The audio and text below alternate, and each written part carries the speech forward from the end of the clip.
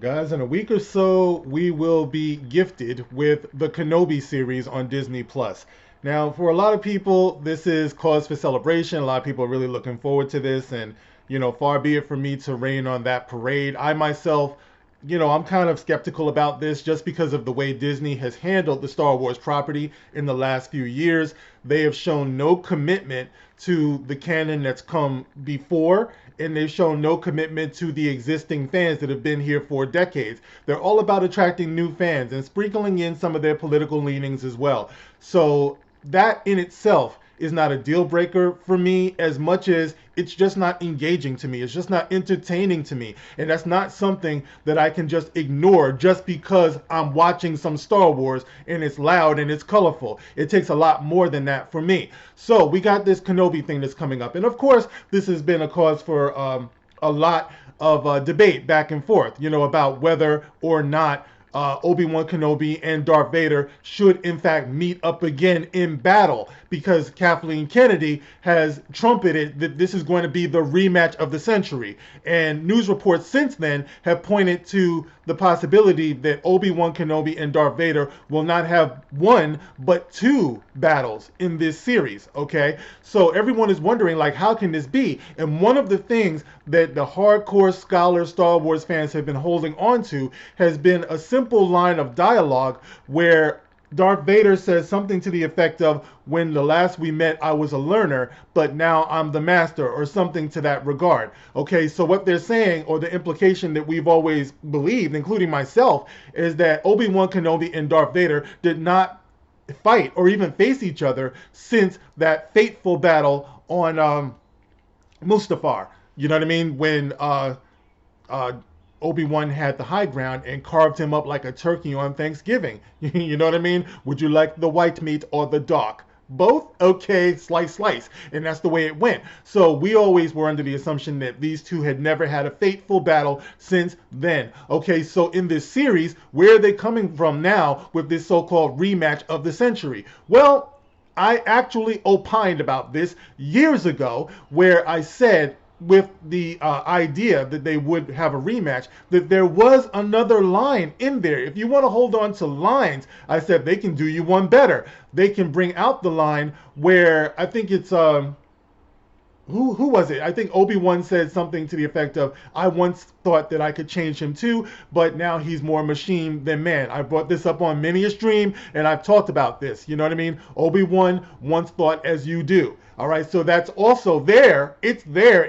And that's the beautiful thing about Star Wars, especially the OT. For some reason, and it blows my mind, it's littered with lines that can have deeper meanings. You know what I mean? That you can build off of. Like, that's the beauty of it, man. George Lucas, like all the people who were involved who wrote these things, like the little looks and things like that, it was amazing when you think about it. It's like fertile ground, like all of it. You know what I mean? So that line exists. So now you have this article here on Screen Rant, which is talking about just what I was saying. They're saying that it was in George Lucas's original plan all along that Darth Vader and Obi-Wan would have had at least a few other clashes before we saw Darth Vader and Obi-Wan's clash in A New Hope. All right, so let's get into this, guys. This is on ScreenRant.com, and it says Kenobi's Vader rematch is already canon. It was teased in Return of the Jedi. Now, I tried to warn you guys, but let's see what they're saying here. Okay. Obi-Wan Kenobi will face Darth Vader in his Disney Plus TV show, and far from breaking canon, it fulfills hints in Return of the Jedi from George Lucas. Okay, so it says here, the Obi-Wan Kenobi Disney Plus TV series will see the Jedi Master go head-to-head with Darth Vader, an encounter teased in Return of the Jedi. When Obi-Wan Kenobi came face-to-face with Darth Vader in the first Star Wars film, Star Wars A New Hope, it was clearly the first time they had met in quite a while. "When I left you, I was but the learner," Darth Vader taunted as the two prepared to duel. "Now I am the master." At the time, the general assumption was that this meant Darth Vader had not met Obi-Wan since that fateful duel on Mustafar, when the Jedi Master defeated his former Padawan and left his body burning on the volcanic planet. Okay, this explains why there was such surprise when Disney revealed that both Ewan McGregor and Hayden Christensen would be returning in the Obi-Wan Kenobi Disney Plus TV show, with Christensen finally getting the chance to suit up as Darth Vader himself. So they'll be clashing on two separate occasions and making this a major event series, but also challenging the perceived canon of Star Wars audiences. Now let's scroll down to here. It says here, surprisingly though, Return of the Jedi actually teased at least one additional encounter between Obi-Wan Kenobi and Darth Vader. In one key scene, Obi-Wan's Force Ghost spoke to Luke Skywalker, attempting to talk him out of trying to redeem his father. And he said, "I also thought he could be turned back to the dark side." "I also thought that he could be turned back to the dark side," Obi-Wan observed. "It couldn't be done. He is more machine now than man, twisted and evil." The clear implication, therefore, is that Obi-Wan tried to redeem Darth Vader before their duel in A New Hope and turn him back to the light side of the Force, but was shaken when he encountered the Sith Lord. Okay, so they're assuming that this aspect here is going to be part of the Kenobi show on Disney Plus. All right, so look, guys, I'm just doing this to ask you guys, right? If you're going to hold on to one aspect of the dialogue, right? A force or a presence that I have not felt since, and we, when we met, I was the learner, but now I'm the master.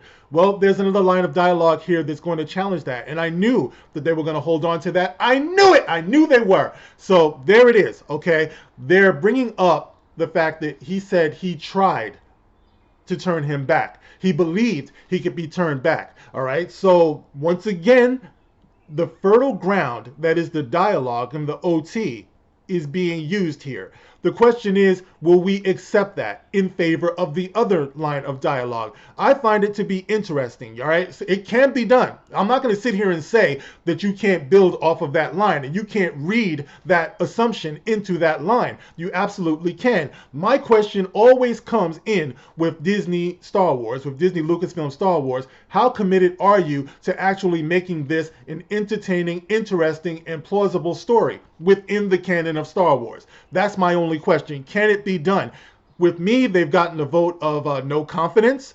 And I guess it remains to be seen. For those of you who are going to watch this, I guess you'll tell me. I'm sure I'll have some way of checking this out. I won't be paying for it. But yeah, I'll find out what's going on here. And I'll be listening to what you guys have to say, those of you who will be watching it, what the word is. But I thought that it was interesting, guys, and I wanted to put that out there to you. Do you see the possibility of being able to build upon that line where Obi-Wan once thought as Luke did in Return of the Jedi? And would that have been considered George Lucas's original intent, or his implication that they had already had previous encounters between Revenge of the Sith and Return of the Jedi, or A New Hope, I should say? Get in the comment section. Let me know how you feel about this, guys. As always, you can like, you can share, you can subscribe. If you hit the super thanks right below there to contribute to the channel, I will definitely appreciate that, guys. I appreciate you anyway. But if you do, it lights up your comment, and you have my word, I will respond to every comment that you make through the super thanks. All right, guys, thank you for listening. As always, you can catch me on Twitter too if I didn't say that before. Thank you for listening. This is The Gospel According to Mark with a C. Rock on.